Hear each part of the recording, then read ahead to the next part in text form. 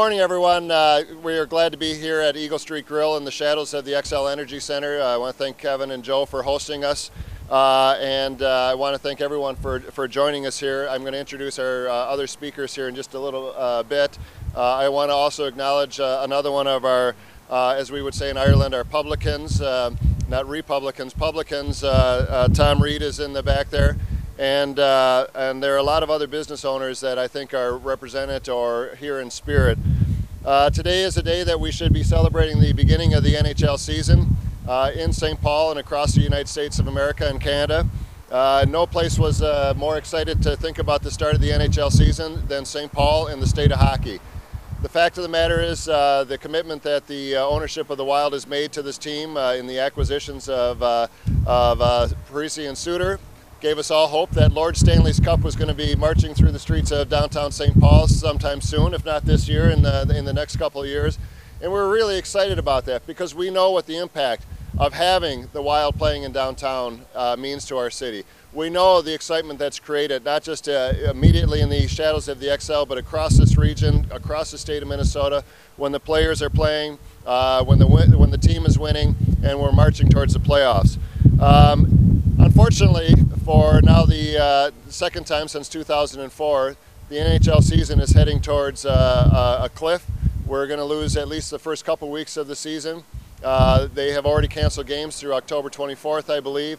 And while the players and the owners are talking a little bit, we don't think that they seem to be making much progress in terms of ultimately resolving this thing. And while we're not here to take sides, we're not here to say who's right or who's wrong, we are saying that we hope that both sides have a full commitment and a determination and resolve to solve this matter, to come to the table, to end the lockout, and to begin playing hockey as soon as possible. The reason it's important is there are real-world implications. There are real-world economic situations that are going to be created as a result of this lockout. We saw that in 2004 there were several businesses that were struggling, that barely made it through that season, that are dependent upon those 40-plus nights a year, where the customers that are going to the XL stop in for a bite to eat before the game or something to drink after the game. We know that there are people that are working at the XL Energy Center, that are working at the arena, that are dependent upon that extra income that they receive during hockey games to make ends meet, maybe to pay for Christmas toys for their families, or maybe to send, as you'll hear just in a little bit, their kids to play hockey themselves. So we know that there's a real-world impact on a large scale and on a small scale. Again, we're not here to take sides. We're not here to tell the owners or the players how to resolve that. And I certainly know that from a direct experience, the players on the Wild want to play hockey. Craig Leopold and the ownership of the Wild want to play hockey. So if you have that determination, then it seems to me that we should be able to resolve this matter. We should be able to get to an agreement, and let's play hockey in the state of Minnesota. Let's play hockey in downtown St. Paul. Let's play hockey at the XL Energy Center. Let's get people back to work. Not just the players, but all of the people that are affected by this. I'm joined today by the St. Paul Area Chamber of Commerce President, Matt Kramer. He's going to speak in a second. We also have the Visit St. Paul Vice President, Adam Johnson, Wade Luneberg from Unite Here, Sean O'Byrne from Great Waters Brewing Company, and finally we'll hear from Meg Highland, who will tell you the kind of personal effects from an employee standpoint on this NHL lockout. And if I could turn it over at this point to Matt Kramer. Well, good morning. The mayor mentioned the XL Energy Center casting a shadow, and I think it's really important to understand that that shadow, we may look at it and say it extends 100 feet. It crosses the city of St. Paul. Indeed, it crosses the region of the Twin Cities metropolitan area. These are the incomes of people serving the tourists, the visitors, the fans, the players, the visiting teams, everyone that comes into town.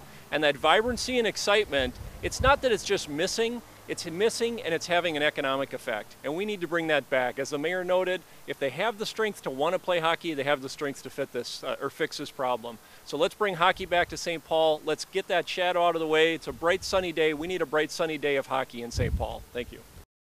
Yesterday, kind of funny, I got a Facebook message from an elementary school friend that said, I heard on the radio that you and the mayor are going to solve the lockout tomorrow at Eagle Street. I wish it were that simple. I can assure you, as the marketing guy at a tourism bureau, I'm not really qualified to resolve the lockout. But what I can do is share a little perspective on how it affects our members and the work we do at Visit St. Paul. You could say we're a tourism bureau for the state, for the capital of the state of hockey. Unfortunately, it's become the stalemate of hockey in recent weeks. This stalemate has already and will continue to hurt our members who benefit strongly from a fully functioning NHL season. Restaurants, hotels, and attractions from downtown to Grand Avenue to the West Side are our bread and butter members that fans interact with directly when they're in town. With an average attendance of over 17,000 fans per Wild game and many other fans watching in neighborhood bars and restaurants, the hospitality industry has taken an enormous hit through the beginning of this lockout. Recently, we had a charter bus company from Winnipeg that was forced to cancel a 4-day, 3-night bus trip for 55 fans to watch the Jets and Wild play in a preseason game. That's a loss for the hotel where they were going to stay. It's a loss for the restaurants where they were going to eat. And it's a loss for the attractions that they may have visited while they were in town. Not to mention a loss for the Wild. Currently, we've documented more than $100,000 in canceled motor coach trips directly related to canceled games from the lockout. As this lockout lingers on, we're encouraging our members and everybody to get creative to continue to attract the fans. I know Eagle Street here is honoring their 2-for-1 game night specials on nights the Wild would have played, and I know Tom Reed has a fun evening planned this Saturday, which would have been the home opener for the Wild. Creativity and a commitment to taking care of the fans will get us through this. We're not here to take sides like the mayor said. We're not here in support of the owners or the players. We're here to encourage them to work together to reach a new agreement so that St. Paul and NHL hockey cities across America can do what we do best, take care of the fans. So to my elementary school friend Jack on Facebook, we're not going to solve this lockout in the hour that we're here for this press conference. But as a community working together, we're going to be ready when this stalemate of hockey ends and we get back to our role as the state of hockey. On behalf of Visit St. Paul, I want to thank you for joining us today, and I strongly encourage you to stick around for an early lunch following the press conference. Now I want to introduce Wade Lunenburg from Unite Here, one of our board members who will speak. Thank you, Mayor Coleman. My name is Wade Lunenburg, and I'm the Secretary-Treasurer of Unite Here, the hospitality union representing thousands of workers here in the Twin Cities, approximately 5,000 workers. Right behind me is XL Center, where on any game day, we would have 365 members of Unite Here working that simply are going to be missing, probably here in the month of October alone. We're looking at 5 games, 365 workers, 9,500 hours missed just in the month of October. 9,500 hours that go towards an important piece of the hospitality infrastructure that makes the city of St. Paul very successful. Further in downtown at our unionized properties, we're talking about thousands of hours, upwards of 3,000 hours missed in wages and importantly, in hours worked that lead to our employer-paid health care benefits and pension benefits. This is an important part of the infrastructure of St. Paul. We need to get people back to work. We need to start playing hockey. And again, we're just interested in both sides coming back to the table and coming to a successful resolution so that we can get our 365 people back to work in here and the balance of the hospitality industry back to work. I'd like to introduce one of the professionals here in the industry and on West 7th Street, Meg Highland. Thank you. My job here today, I guess, is to talk to you a little bit about how this particular lockout is affecting me and my family, as well as all of the other industry people that work along West 7th and beyond. I'm a mother of 3, and ironically, this year I'm not able to pay for my children to play hockey. The hours here are cut for most of us. The income is just not there. Hockey is something that's important to my children, and obviously is not the end-all be-all for their life.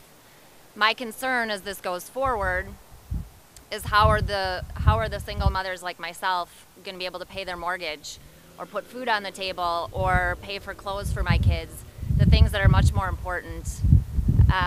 It's a big deal. This is affecting everyone. I think the message that I want to give is that I believe in St. Paul. I always have.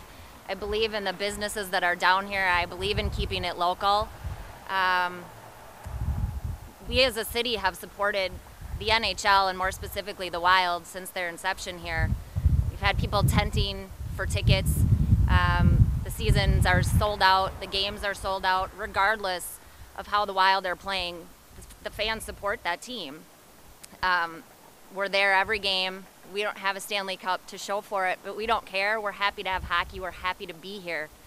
I think now in this economy, it's time for the players and the owners to realize the impact that they're having. They're fighting over billions, and they're not worrying about whether or not they're going to be able to pay their mortgage, or whether their children are going to be eating well, or if their children are going to be playing the sports they want to play. I have to worry about that every day, as well as all the people that I work with here at Eagle Street and beyond. And I think it's time for them to come to some sort of an arrangement, some sort of an agreement, and really put back into St. Paul what we've given them. Thanks for coming. My name is Sean O'Byrne. I own Great Waters Brewing Company in downtown St. Paul. We opened up 16 years ago, prior to the arena behind us being built. And we were fortunate enough to be open when it was announced that the Wild was coming to town. We were able to survive that first lockout. It was tough, but we were able to do it. This is a little bit different right now. Economic times are a lot tougher right now than they were 8 years ago.